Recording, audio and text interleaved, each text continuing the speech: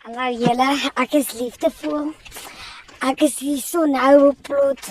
Die plot.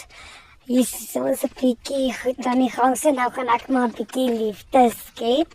En van 'n bietjie wyse ding of twee. Ek is liefdevol.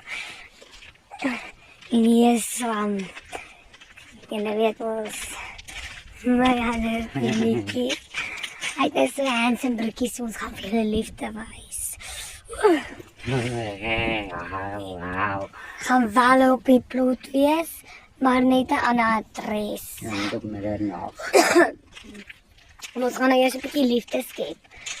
Voordat gaan ons bel eers later. Dan moet jy ras moet afkoel.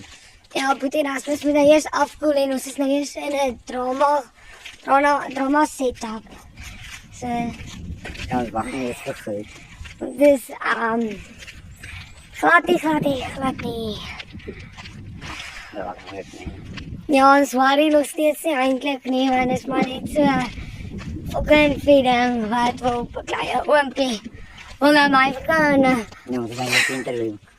So julle is nou op live, hoor, julle is op live want hierdie is live goed. Ja, jy gaan dit doen.